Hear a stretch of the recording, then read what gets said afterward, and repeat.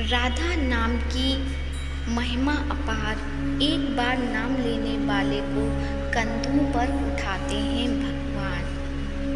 राधा रानी के नाम की महिमा यदि आप नहीं जानते हैं तो आज हम आपको इस छोटी सी कहानी से उनके नाम की महिमा का बखान कर रहे हैं, जिसे सुनकर देवता भी उनका गुणगान करने लगते हैं।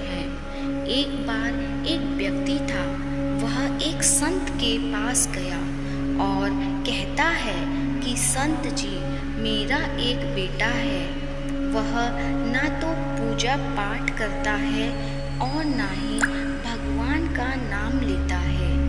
आप कुछ ऐसा कीजिए कि उसका मन भगवान में लग जाए। संत जी कहते हैं, ठीक है बेटा, एक दिन तू उसे मेरे पास लेकर आ जा। अगले दिन वो व्यक्ति अपने बेटे को लेकर संत जी के पास गया। अब संत जी उसके बेटे से कहते हैं, बेटा बोल राधे राधे। बेटा कहता है, मैं क्यों कहूँ। संत जी कहते हैं, बेटा बोल राधे राधे। वो इसी तरह से मना करता रहा और अंत तक उसने यही कहा कि मैं क्यों कहूँ राधे राधे। संत जी ने कहा, जब तुम मर जाओगे और यमराज के पास जाओगे तब यमराज तुमसे पूछेंगे कि कभी भगवान का नाम लिया, कोई अच्छा काम किया। तब तुम कह देना कि मैंने जीवन में एक बार श्री राधा रानी के नाम को बोला है, बस एक बार। इतना बताकर वह चले गए। समय व्यतीत हुआ और एक दिन वो मर गया। यमराज के पास पहुंचा। यमराज ने पूछा, कभी कोई अच्छा काम किया है।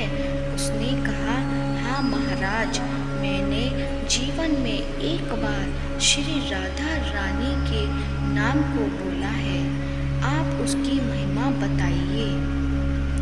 यमराज सोचने लगा कि एक बार नाम की महिमा क्या होगी, इसका तो मुझे भी नहीं पता है। यम बोले, चलो इंद्र के पास, वो ही बताएंगे। तो वो व्यक्ति बोला, मैं ऐसे नहीं जाऊंगा, पहले पालकी लेकर आओ, उसमें बैठ कर जाऊंगा। यमराज ने सोचा, ये बड़ी मुसीबत है। फिर पालकी मंगवाई गई और उसे बिठाया। 4 पालकी उठाने वाले लग गए। वो बोला, यमराज जी, सबसे आगे वाले पालकी उठाने से मना कर उसकी जगह आप लग जाइए। यमराज जी ने ऐसा ही किया। फिर सब इंद्र के पास पहुँचे और बोले कि एक बार श्री राधा रानी के नाम लेने की महिमा क्या है। इंद्र बोले, महिमा तो बहुत है, पर क्या है ये मुझे भी नहीं मालूम। बोले कि चलो ब्रह्मा जी को पता होगा, वो ही बताएंगे। वो व्यक्ति बोला, इंद्र जी ऐसा है, दूसरे पालकी उठाने वालों को हटाकर आप यमराज जी के साथ मेरी पालकी उठाइए। अब एक और यमराज पालकी उठा रहे हैं और दूसरी तरफ इंद्र लगे हुए हैं और पहुँचे ब्रह्मा जी के पास।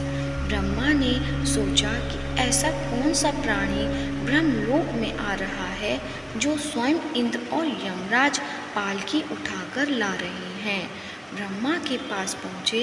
सभी ने पूछा कि एक बार श्री राधा रानी के नाम लेने की महिमा क्या है। ब्रह्मा जी बोले, महिमा तो बहुत है, पर वास्तविकता क्या है ये मुझे भी नहीं पता, लेकिन हाँ, भगवान शिव जी को जरूर पता होगा। वो व्यक्ति बोला कि तीसरे पालकी उठाने वाले को हटाइए और उसकी जगह ब्रह्मा जी आप लग जाइए। अब क्या करते, महिमा तो जाननी थी। अब पालकी के एक ओर यमराज है, दूसरी तरफ इंद्र और पीछे ब्रह्मा जी हैं। सब मिलकर भगवान शिव जी के पास गए और भगवान शिव से पूछा कि प्रभु श्री राधा रानी के नाम की महिमा क्या है। केवल एक बार नाम लेने की महिमा आप कृपया करके बतलाइए। भगवान शिव बोले कि मुझे भी नहीं पता, लेकिन भगवान विष्णु जी को जरूर पता होगा। वो व्यक्ति शिव जी से बोला कि अब आप भी पालकी उठाने में लग जाइए। इस पर ब्रह्मा, शिव, यमराज और इंद्र चारों उस व्यक्ति की पालकी उठाने में लग गए और विष्णु जी के लोग पहुँचे। विष्णु जी से पूछा कि एक बार श्री राधा रानी के नाम लेने की महिमा क्या है। विष्णु जी बोले, अरे जिसकी पालकी को स्वयं मृत्यु का राजा यमराज, स्वर्ग का राजा इंद्र, ब्रह्मलोक के राजा ब्रह्मा और साक्षात भगवान शिव उठा रहे हों, इससे बड़ी महिमा क्या होगी। जब सिर्फ एक बार श्री राधा रानी नाम लेने के कारण आपने इसको पालकी में उठा ही लिया है, तो अब ये मेरी गोद में बैठने का अधिकारी हो गया है। भगवान श्री कृष्ण ने स्वयं कहा है कि जो केवल रा बोलते हैं तो मैं सब काम छोड़कर खड़ा हो जाता हूँ, और जैसे ही कोई धा शब्द का उच्चारण करता है तो मैं उसकी ओर दौड़कर उसे अपनी गोद में भर लेता हूँ। तो ये थी राधा नाम की महिमा की एक रोचक कहानी कैसी लगी है कमेंट बॉक्स में अवश्य बताएं, और इस वीडियो को ज़्यादा से ज़्यादा शेयर करें। और यदि आप मेरे चैनल पर नए हैं तो चैनल को सब्सक्राइब करें। धन्यवाद। एक बार जयकारा लगाएं। राधे राधे।